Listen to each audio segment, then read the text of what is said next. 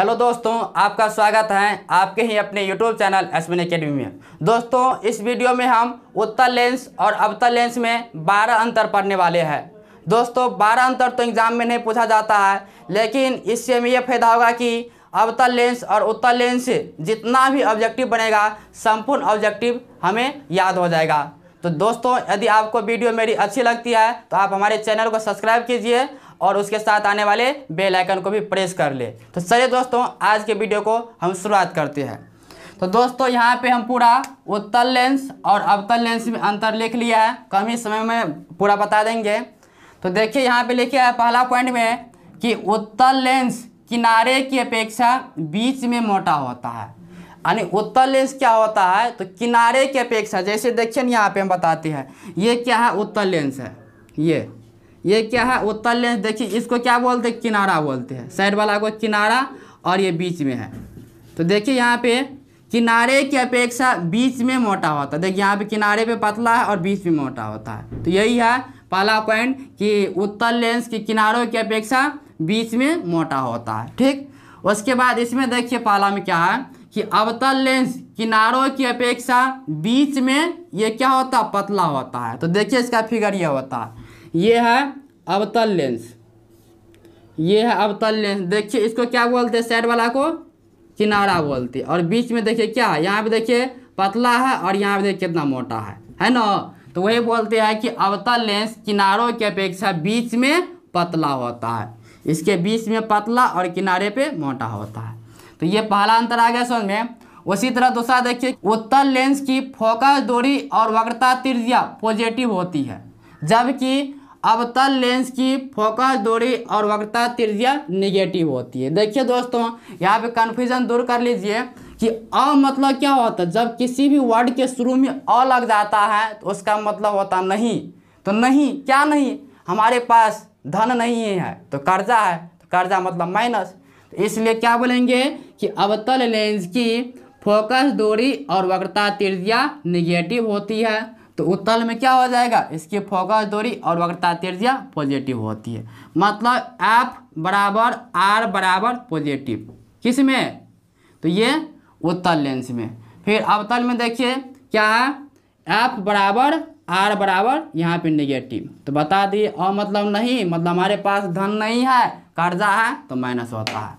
ठीक, उसके बाद तीसरा पॉइंट देखिए कि यह प्रकाश पुंज को अभिसरित कर देता है। कौन, उत्तल लेंस। तो देखिए यहाँ पे बताए है, ये क्या है, उत्तल लेंस है। यहाँ पे देखिए, इसको मिटाते हैं। तो यहाँ पे ये प्रकाशीय केंद्र होता है O। ठीक, यहाँ से कोई भी समांतर किरणें जाती है, चाहे ऊपर से जाए या नीचे से जाए, तो जाने के बाद ये क्या हो जाती है, प्रकाश पुंज को अभिसरित कर देती है। अभिसरित का मतलब होता है कि एक बिंदु पे इकट्ठा कर देती है। तो यहाँ पे जैसे आते हैं तो सभी एक बिंदु पे इकट्ठा हो जाते हैं ऐसे करके, इसी को बोलते अभिसरित हो जाती है और यहीं पे फोकस बनती है। तो ये पॉइंट है कि यह प्रकाश पुंज को अभिसरित कर देता है। ठीक, यह प्रकाश पुंज को अपसरित कर देता है। अपसरित का मतलब होता है दूर फैलाना।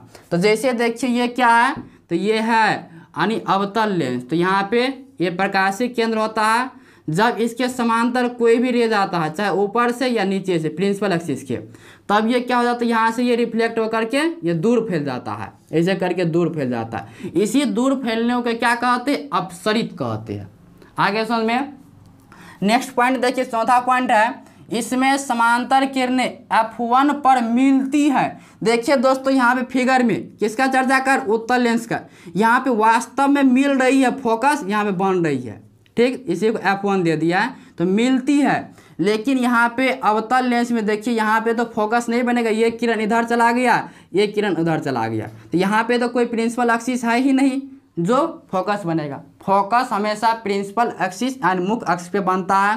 तो इसको क्या करते हैं, जब भी पीछे बढ़ाएंगे ऐसे करके, तो डॉट लाइन से बढ़ाते ऐसे करके, इसको डॉट लाइन से, ये भी क्या बनता है, फोकस बनता है F1। तो यहाँ देखिए डॉट लाइन जब भी दिया है तो इसका मतलब क्या समझ लेना कि मिलती प्रतीत होती है या मिलती हुई प्रतीत होती है। और यहाँ पे तो वास्तव में मिल रही है।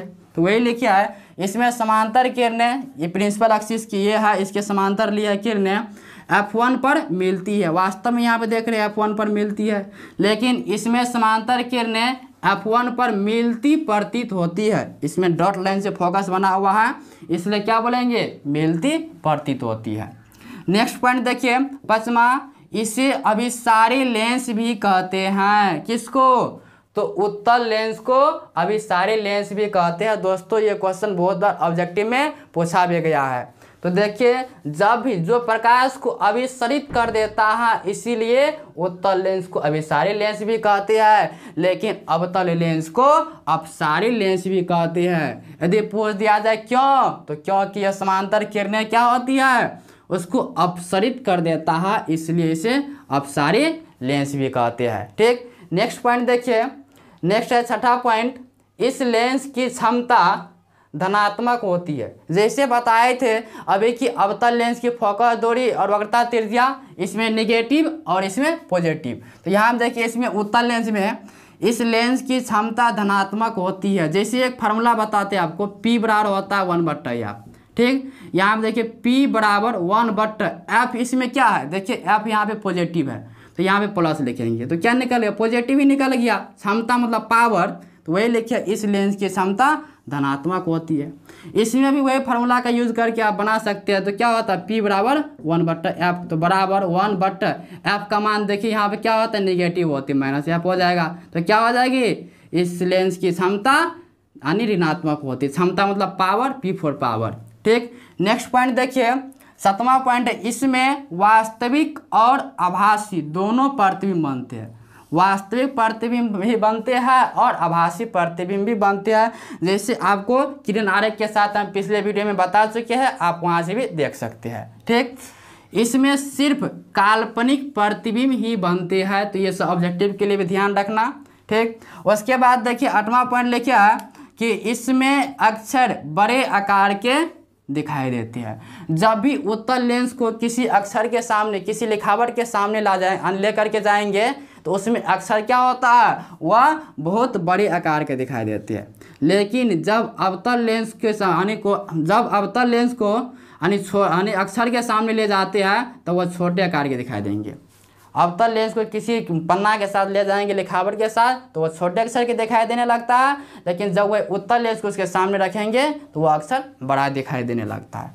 अगला पॉइंट देखिए, अगला है 9वां नंबर का, कि इसका उपयोग दूरदृष्टि निवारण में किया जाता है। किसका, यहाँ देखिए उत्तल लेंस का उपयोग दूरदृष्टि दोष में और अवतल लेंस का उपयोग निकट दृष्टि दोष के निवारण में, मतलब इसका उपयोग में करते हैं। तो यहाँ से एक ट्रिक याद रखना, क्या दोस्तों, यहाँ से ऑब्जेक्टिव बनता अनि और उदू, ये लाइन याद रखना, अनि और उदू, अ से अवतल लेंस और नी से निकट दृष्टि दोष। तो अवतल लेंस से निकट दृष्टि दोष का निवारण और उ से उत्तल लेंस और दू से दूरदृष्टि दोष, मतलब दूरदृष्टि दोष से उत्तल लेंस का निवारण करते हैं।